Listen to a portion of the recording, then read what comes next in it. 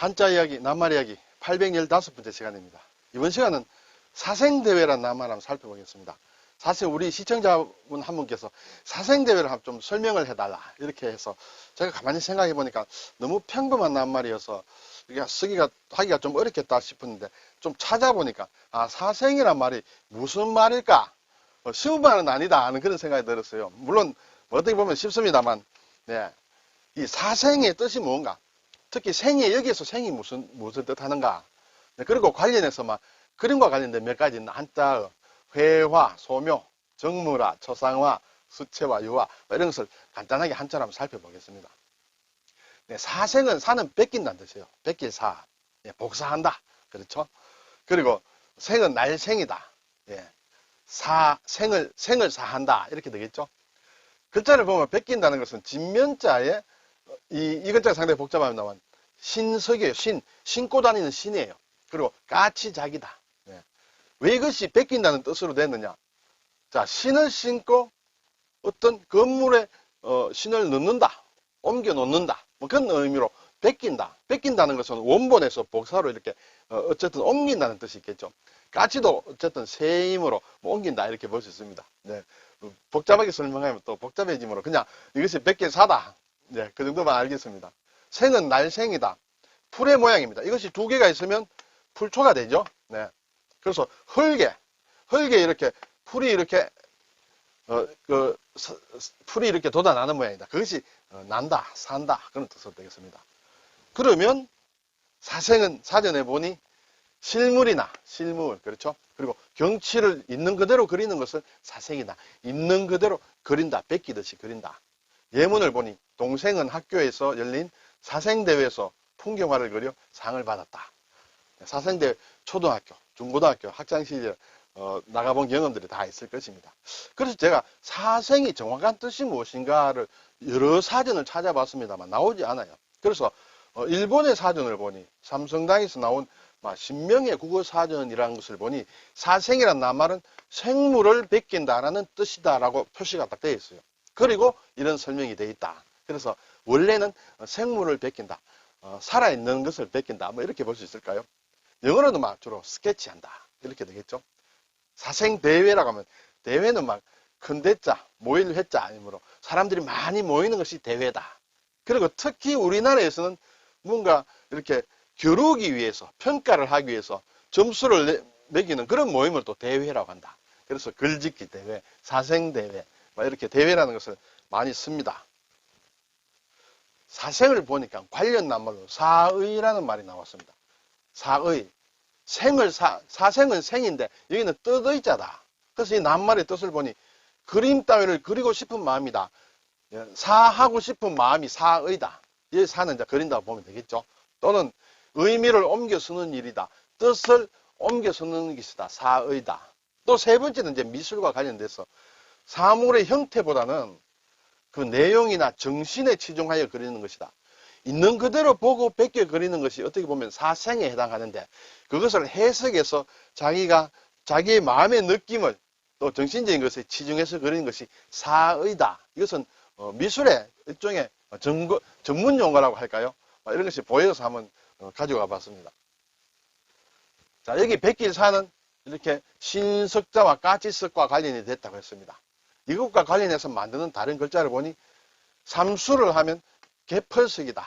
개펄. 그래서 석호다.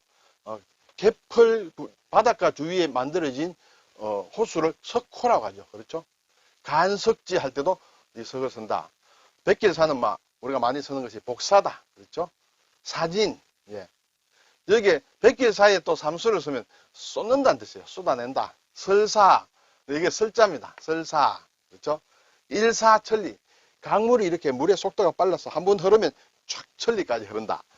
과장이죠. 어쨌든 일사천리로 무엇을 빨리 하는 것을 일사천리로 한다. 이렇게 합니다. 이때 사다. 자, 그림하고 하면 주로 우리가 회화라고 합니다. 그렇죠? 그림. 회화란 말은 많이 합니다. 누구나 다 합니다. 회화. 네. 그리고 도화란 말도 합니다. 도화, 도화지. 네. 그렇지만 회화란 말을 많이 하지만 이 회자는 그렇게 보기가 쉬운 글자는 아니에요. 뜯어보면 쉽죠. 실사변에 모일 회자입니다.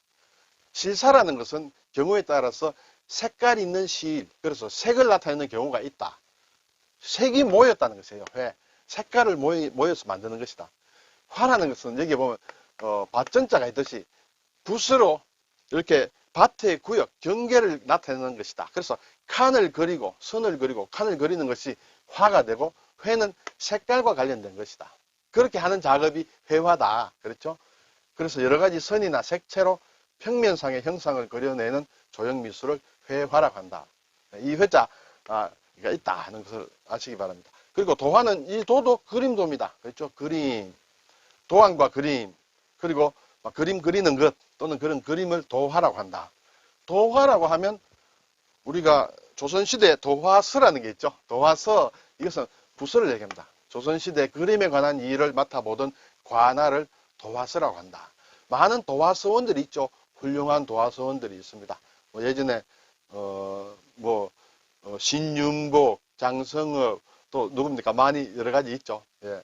그래서 보니 그런 분들이 다 화원이 돼. 도화서원의 사람은 화원이다. 화원에 보니 여기에 화자가 들어가고 또 회자도 들어갑니다. 도화서의 그 관리들 중에 제일 높은 사람이 선화, 선은 잘한다는 뜻이겠죠. 잘 그린다. 그리고 선회, 또 화사라는 직책도 있고 또 회사라는 뜻이 있어요. 그래서 회화, 여기 글자가 다 들어갔다. 옛날부터 쓰던 글자다. 회자가 그렇게 볼 수 있습니다. 소묘, 그렇죠? 힐다는 뜻은 힐소 또는 바탕이다. 묘는 묘사한다. 그런 뜻이죠. 대생을 얘기합니다. 대상. 연필, 목탄, 철필 따위로 사물의 형태와 명암을 위주로 그림을 그리는 것을 소묘라고 한다. 또 정무라. 정은 이렇게 고요하다는 뜻이에요. 고요한 물건, 움직이지 않는 물건을 정물이라고 합니다. 움직이는 물건은 글쎄요, 동물이라고 할까요? 네. 자, 정물화. 과일, 꽃, 화병 따위에 스스로 움직이지 못하는 물체들을 놓고 그린 그림을 얘기한다. 그리고 이제 초상화라는 것도 있죠. 초상이라는 것은 초는 닮았다는 뜻이에요. 닮았다. 큰 거 그대로 가는 게 어떤 큰 게 있는데 큰 것보다 좀 닮은 작은 것이다. 작을 소자가 위에 있습니다. 그리고 아래는 몸을 뜻하는 육다루를 있다. 어른의 몸인데 아버지보다 아주 똑같이 닮은 어린아이는 작다. 예, 작은 몸 닮았다. 쉽게 배울 수 있습니다. 초상, 사진, 그림 따위에 나타낸 사람의 얼굴이나 모습을 얘기한다. 그런 것을 그린 것이 초상화다. 사람의 얼굴을 중심으로 그린 그림이다. 이렇게 되겠죠. 수채화, 유화, 그렇죠. 채는 이제 채색을 얘기한다. 네. 무늬를 얘기한다. 서양화에서 물감을 물에 풀어서 그린 그림이 수채화다.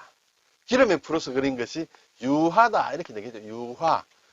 유화라고도 하고 우리 사진에는 유채라고 해도 유화로 나온다. 이렇게 되겠습니다. 우리 사진에는 나오지 않는데 일본 사진을 보니 유채화해서 또 유화 같은 뜻으로 쓴다. 우리나라 사진에는 유채화라는 것은 제가 가진 사진은 나오지 않았습니다. 서양화에서 물감을 기름에 개어 그리는 그림이다. 그렇죠? 자, 유채꽃 할 때는 이 채자가 채소를 뜻하는 채자를 쓴다. 그래서 유채화와 유채꽃의 채는 다르다. 당연히 다르겠죠. 네. 오늘 사생대회, 생물을 뺏기는 것이 원래의 사생이었다. 그렇게 그림 시합을 하기 위해서 모이는 것이 사생대회다. 이렇게 볼 수 있습니다.